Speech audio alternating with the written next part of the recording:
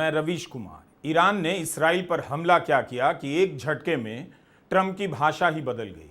Trump को लगा कि धमकी देने से ईरान कदम खींच लेगा, अपने परमाणु ठिकाने पर हमले को सहन कर जाएगा और सेना के चोटी के कमांडरों और न्यूक्लियर साइंटिस्ट की हत्या पर चुप रह जाएगा।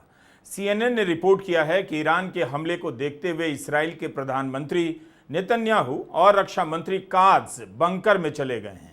इसराइल ने ईरान पर हमला कर उसके सैनिक नेतृत्व को खत्म कर दिया, लेकिन इसके बाद भी उसी दिन ईरान ने जिस तरह से हमला किया है कम भयावह नहीं। भले ही ईरान की वायुसेना मजबूत नहीं मानी जाती है, लेकिन ईरान ने अपने इरादों से इसराइल को डरा तो दिया ही होगा। ईरानी मीडिया में दावा किया जा रहा है कि इसराइल के 2 लड़ाकू F-35 विमान मार गिराए गए हैं और एक महिला पायलट को भी हिरासत में लिया गया है। देखना होगा कि इस खबर की सच्चाई इस लड़ाई को कैसे प्रभावित करती है। इसराइल ने इन खबरों को नकार दिया है। ईरान के साथ इस इलाके में कोई नजर नहीं आता, लेकिन इसराइल के साथ दुनिया की सारी शक्तियां खड़ी हैं। खुद ट्रंप ने कहा है कि दुनिया में सबसे खतरनाक हथियार अमेरिका बनाता है और इसराइल के पास उसके काफी सारे हथियार हैं, चलाना भी जानता है। ईरान भी यही कहता है कि इसराइल अपने दम पर नहीं, अमेरिका के दम पर खड़ा है। ईरान के सामने उसके भविष्य का सवाल है। वह बचेगा तो क्या इसराइल का गुलाम बनने के लिए, या मिटेगा तो अपनी आज़ादी की रक्षा के लिए। हर कोई मानता है कि ईरान इसराइल की बराबरी नहीं कर सकता, लेकिन 13 जून की रात ईरान इसराइल पर भारी पड़ता नजर आया।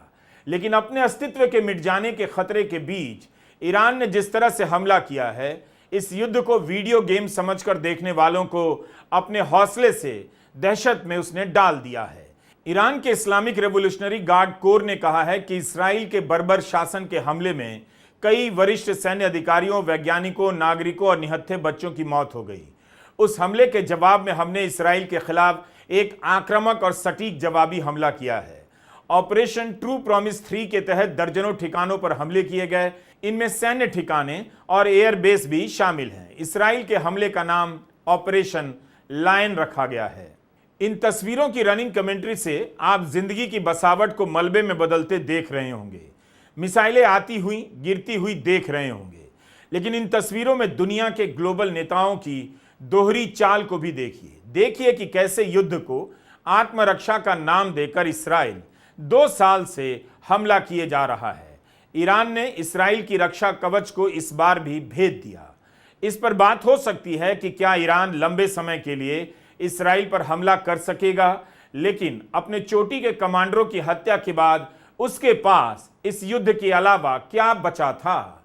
ईरान ने इसराइल पर हमला कर अगर किसी को एक्सपोज किया है तो अमेरिका के राष्ट्रपति ट्रंप को, उनके साथ साथ फ्रांस के राष्ट्रपति मैक्रों भी एक्सपोज हो गए हैं। 30 मई को सिंगापुर में शांग्रीला डायलॉग में फ्रांस के राष्ट्रपति ने कहा कि अगर हम यह मान लें कि इसराइल को कुछ भी करने का अधिकार है तो बाकी दुनिया के सामने हमारी कोई साख नहीं रह जाएगी। मैक्रों ने कहा कि दुनिया में अलग अलग जगहों पर मैं देख रहा हूं कि लोगों को लगने लगा है कि अमेरिका और यूरोप इसराइल को फ्री पास दे रहे हैं, यानी कुछ भी करने की छूट देते हैं।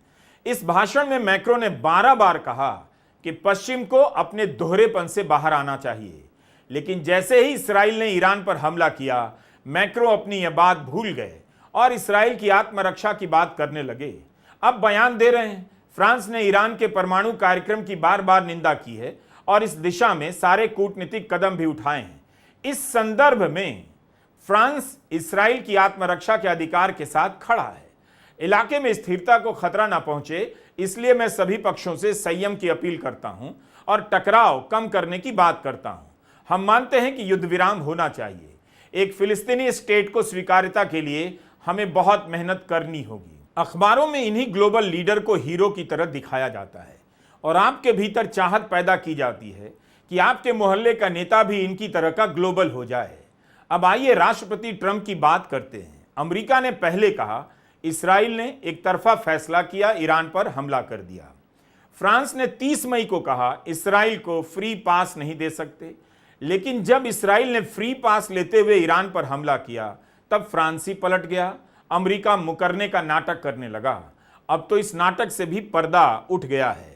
अमेरिका का एक अखबार है न्यूयॉर्क पोस्ट, इसकी हेडलाइन देखिए, ट्रंप ने इस अखबार से कहा है कि उन्हें तारीख भी मालूम थी कि इसराइल कब हमला करेगा।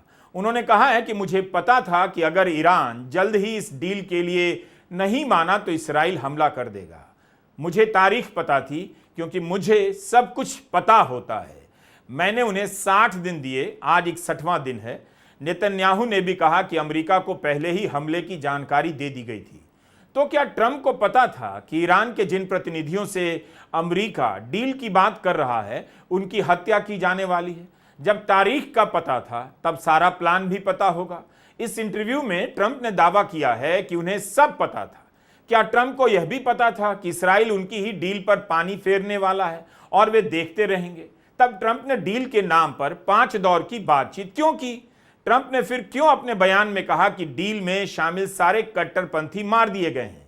इसकी भी परवाह नहीं की कि दुनिया उनके ही इस बयान को दोबारा पढ़ सकती है जिसमें वे कह रहे हैं कि ईरान के कुछ कट्टरपंथियों ने बहादुरी से बोला, लेकिन उन्हें नहीं पता था क्या होने वाला है। वे सभी अब मारे जा चुके हैं और यह स्थिति आगे और बिगड़ने वाली है।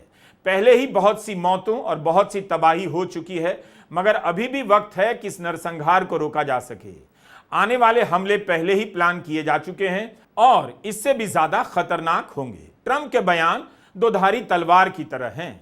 इसराइल के हमले की निंदा नहीं करते, विनाश और मृत्यु की बात करते हैं और इसराइल हमला ना करे इसकी जिम्मेदारी ईरान पर डाल देते हैं। मतलब इसराइल को नहीं रोक सकते, उसे कोई चांस नहीं दिया जा रहा, बस ईरान पर हमला हो रहा है, ईरान को डील करने का चांस दिया जा रहा है। अमेरिका का एक चैनल है ABC, इससे राष्ट्रपति ट्रंप ने कहा है कि ईरान पर इसराइल का हमला एक्सेलेंट था, आगे बहुत से हमले होने वाले हैं। कोई हमला एक्सेलेंट कैसे हो सकता है? साफ है कि अमेरिका इसराइल के साथ है।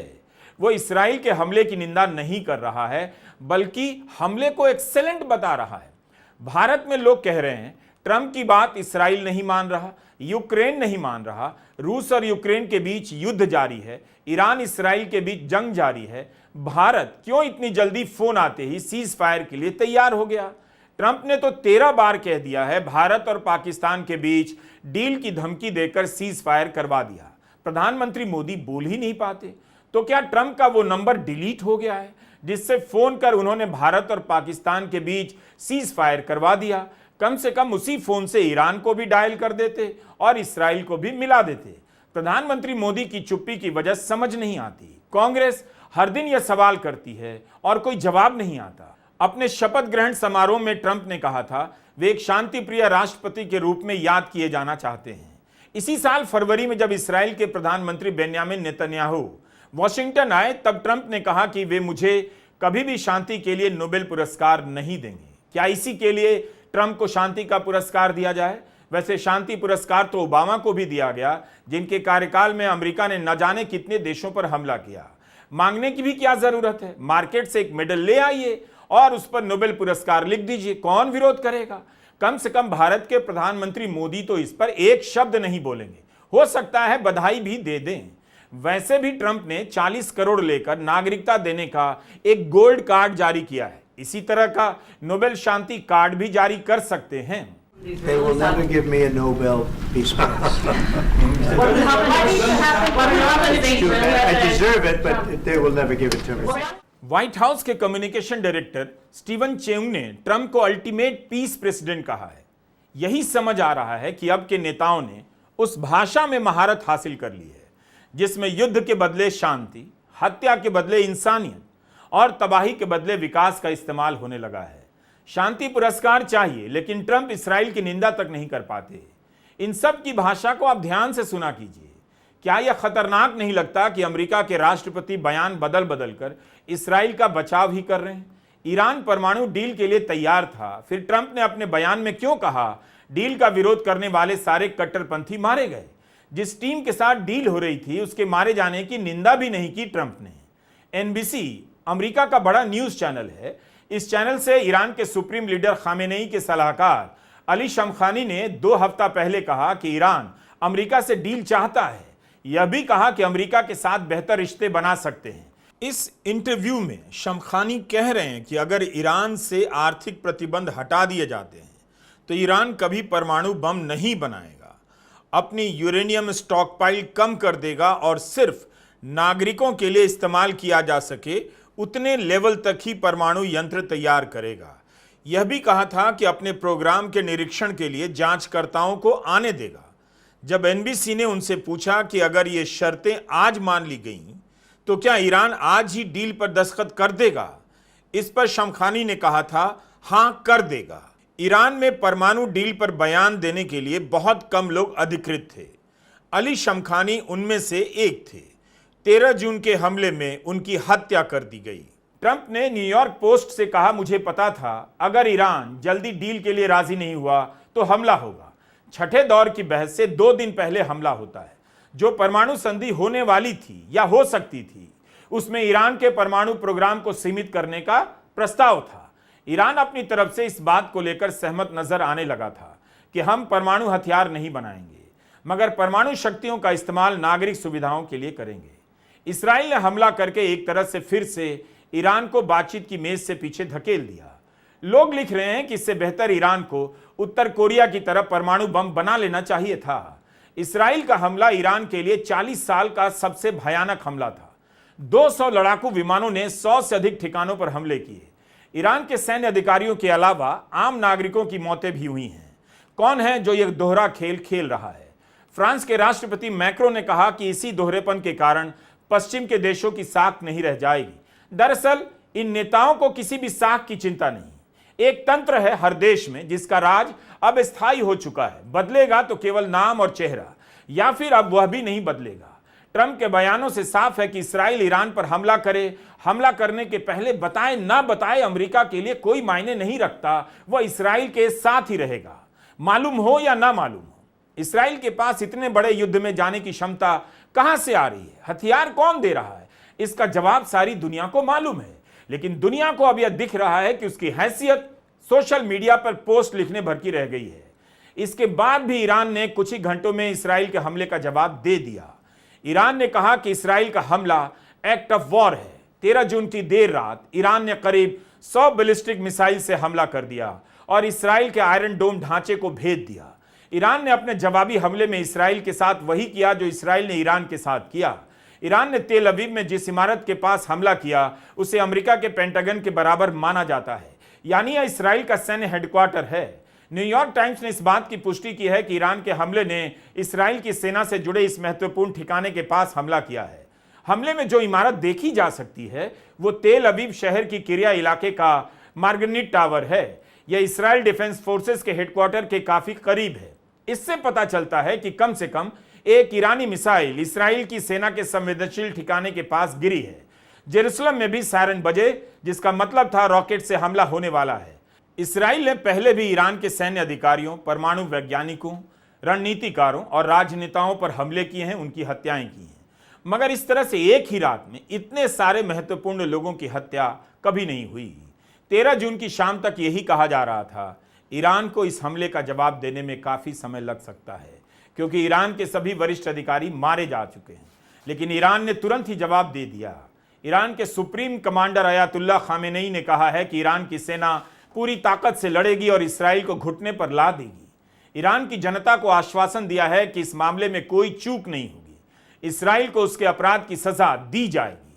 आज दुनिया में कोई नेता इसराइल के खिलाफ बोलने के लिए तैयार नहीं है।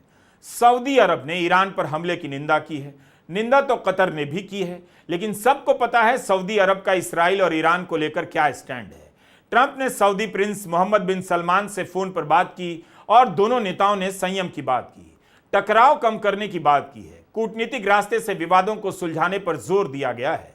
अब कूटनीतिक रास्ते की याद आ रही है, बातें बना रहे हैं सब। क्या यह कूटनीति की भाषा हो सकती है? जिस तरह से ईरान को धमकी दी जा रही है और इसराइल को हथियार दिए जा रहे हैं, कूटनीति एक तरह से खत्म हो चुकी है। कूटनीति का नैतिक या रणनीतिक मतलब नहीं रहा। इसकी पंचायती ट्रंप ही कर सकते थे, लेकिन उनकी भाषा बता रही है उनकी दिलचस्पी कूटनीति में कितनी कम है। कम से कम इसकी निंदा तो कर सकते थे। जब ईरान और अमेरिका के बीच न्यूक्लियर डील को लेकर बातचीत हो रही थी तो इसराइल को इंतजार करना चाहिए था। डील में शामिल लोगों को नहीं मारना चाहिए था, मगर ट्रंप की भाषा बदल गई है। अब सब मर गए हैं कह रहे हैं, तो अब आपके पास दूसरा मौका आया है। एक तरह से ट्रंप धमकी दे रहे हैं कि इससे पहले कि सब बर्बाद हो जाए, हमारी लाइन पर आ जाइए। क्या इस तरह से ट्रंप ईरान से बातचीत करना चाहते हैं या करना ही नहीं चाहते? यही चाहते हैं कि इसराइल को आगे कर ईरान से युद्ध लड़ा जाए, अपने मंसूबों को पूरा किया जाए। नेतन्याहू के 20 साल पुराने बयान वायरल हैं, जब वो कहा करते थे कि सद्दाम हुसैन के खिलाफ युद्ध करना होगा क्योंकि उसके पास खतरनाक हथियार हैं। अमेरिका उस युद्ध का नेतृत्व कर रहा था, मगर उस युद्ध से क्या निकला? रासायनिक हथियार होने की बात तो एकदम झूठ निकली। इन नेताओं ने झूठ बोला। जिन हुक्मरानों ने झूठ के दम पर इराक को तबाह किया, लाखों लोगों को मार दिया, उनकी कूटनीति पर कौन भरोसा करेगा? आरोप तो इसराइल पर भी लगता है कि उसके पास परमाणु हथियार है। तो क्या ईरान को अधिकार दे दिया जाए कि वह आत्मरक्षा में इसराइल पर हमला कर दे? इसराइल की भाषा पर भी गौर कीजिए। गजा में लाखों लोगों को मारने और तबाह करने के बाद लेबनान, सीरिया और ईरान पर हमला करने के बाद भी खुद को बेचारा बताता है। ईरान अकेले दम पर अमेरिका का सामना नहीं कर सकता, लेकिन ईरान को रूस और चीन का समर्थन भी प्राप्त है।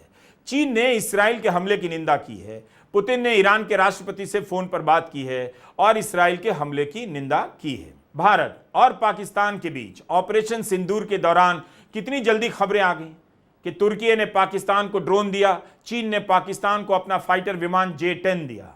क्या चीन ने अपने फाइटर प्लेन ईरान को दिए हैं? ईरान के हमले के बाद इस तरह की खबरें अभी नहीं दिखी।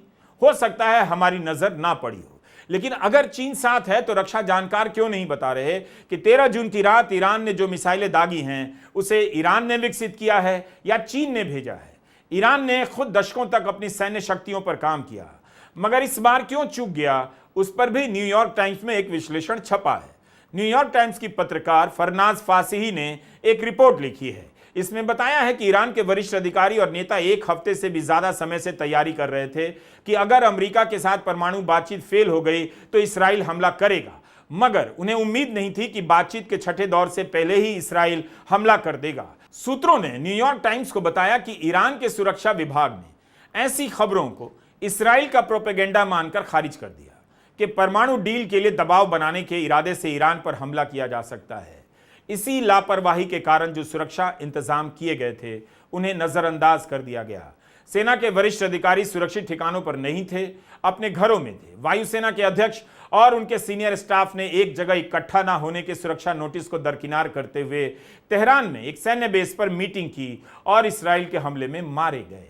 रूस ने संयुक्त राष्ट्र की सुरक्षा परिषद को बताया है, हो सकता है कि ब्रिटेन और इसराइल की तालमेल से ईरान पर हमला किया गया होगा, क्योंकि ईरान पर हमले के तुरंत बाद इसराइल के विमान साइप्रस ले जाए गए हैं बचाने के लिए। अमेरिका ईरान के खिलाफ युद्ध करेगा, यह सवाल है। ट्रंप के समर्थकों में एक तबका ऐसा है जिसे लगता है अमेरिका को युद्ध में नहीं जाना चाहिए, क्योंकि पहले भी ऐसा हुआ और अमेरिका को नुकसान होगा। दूसरा तबका है जो वर्षों से यही चाहता है युद्ध में जाए। अंत में अमेरिका वही करेगा जो नेतन्याहू चाहेंगे। नेतन्याहू की मर्जी ही सुप्रीम है। एक अमेरिकी अधिकारी ने न्यूयॉर्क टाइम्स से यह भी कहा कि ईरान ने जो बैलिस्टिक मिसाइलें दागी उनमें से कुछ को रोकने में अमेरिकी सेना ने इसराइल की मदद की। इसराइल को लेकर अमेरिका ने अपनी नीति कभी नहीं बदली, बदल नहीं सकता। वह इसराइल के साथ ही रहेगा। अगर अमेरिका ईरान से लड़ने से इनकार कर देगा तब इस लड़ाई का अंजाम कुछ भी हो सकता है और अमेरिका यह कभी नहीं चाहेगा। लेकिन भारत की महान विदेश नीति क्या कर रही है, इस पर भी जरा नजर डालिए। संयुक्त राष्ट्र की आम सभा में गजा में सीज फायर पर मतदान होना था। 149 देशों ने सीज फायर के पक्ष में वोट दिया। इन 149 देशों में भूटान भी है, Canada, Britain, Japan, Germany, Sri Lanka जैसे देश भी हैं, मगर Bharat, Albania, Cameroon, North Macedonia, Georgia, Ecuador समेत 19 देशों ने मतदान ही नहीं किया। इन देशों के साथ भारत ने मतदान नहीं किया है, सेम पेज पर है। क्या यही विश्वगुरु की नीति है?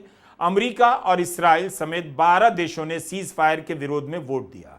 बुद्ध और गांधी के कथनों से अपने भाषण को प्रभावी बनाने वाले प्रधानमंत्री मोदी युद्ध रोकने के लिए वोट नहीं कर सके, जबकि खुद अमेरिका के फोन पर सीज फायर के लिए तैयार हो गए। ट्रंप बार बार दावा कर रहे हैं, उनकी चेतावनी के बाद ही भारत और पाकिस्तान सीज फायर के लिए तैयार हुए। बताइए, सीज फायर करने वाला देश भारत गजा में सीज फायर पर मतदान से अनुपस्थित रह जाता है। क्या कोई तर्क या दलील इसके पक्ष में हो सकती है? ईरान और इसराइल के बीच जंग को लेकर विदेश मंत्री एस जयशंकर का ट्वीट कूटनीति के इतिहास का शानदार दस्तावेज है। अगर किसी को भी लगता है कि विदेश मंत्री बनना मुश्किल काम है, इसके लिए खास योग्यता की जरूरत होती है, तो वह बिल्कुल गलत है। यह जयशंकर का ट्वीट है। इस्राएल के विदेश मंत्री का फोन आया था, फिर दूसरा ट्वीट करते हैं ईरान के विदेश मंत्री से फोन पर बात हुई। आप ही बताइए, एक का फोन आया था, एक से फोन पर बात हुई। इस सूचना से क्या कोई अर्थ निकलता है? यहां मिसाइलें चल रही हैं, लोग मर रहे हैं और विदेश मंत्री फोन आने और फोन करने की सूचना दे रहे हैं। सूचना ही देनी थी तो भारत ने क्या कहा, कम से कम यही बता देते। कब किससे मिले, किसे फोन किया, क्या यही जानना है इतनी बड़ी लड़ाई में? मुलाकात हुई तो क्या बात हुई, यह भी तो बताइए। जो बयान आते हैं ग्लोबल लीडरों के, उनसे ध्यान ही भटकता है। जनता ने अपनी तरफ से लगता है उन्हें अंतिम गारंटी दे दी है कि राष्ट्रीय सुरक्षा और आत्मरक्षा के नाम पर आप कुछ भी कर सकते हैं, और वो कुछ भी कर रहे हैं। इसलिए कभी कुछ बोलते हैं, कभी कुछ बोलते हैं। जनता क्या सोचेगी इसकी परवाह नहीं करते। इन बयानों से आप यही समझते हैं कि इस्राएल के साथ जो था वो अब भी है, इस्राएल के साथ जो नहीं रहेगा वो कल नहीं रहेगा। इसलिए जब भी इस्राएल की बात आती है, गोलमोल बातें शुरू हो जाती हैं। बाकी इस विश्व में कोई भी ऐसा विश्वगुरु नहीं है जो युद्ध के खिलाफ सच बोल दे। निंदा करना युद्ध के खिलाफ बोलना नहीं होता। युद्ध के पीछे के सच को उजागर कर देना युद्ध के खिलाफ बोलना होता है। कोई नहीं बोल सकता कि इस युद्ध से रक्षा कंपनियों के शेयरों के दाम चढ़ने से मुनाफा कौन बटोर रहा है और तेल के दाम बढ़ने से कंगाल कौन हो रहा है। आपकी जिंदगी में अशांति के बीज बोने वाले शांति पर सबसे अच्छा भाषण देते हैं। कमाल की बात होती है, जिनकी जिंदगी तबाह होती है वही ऐसे भाषणों पर ताली बजाते हैं। नमस्कार, मैं रवीश कुमार।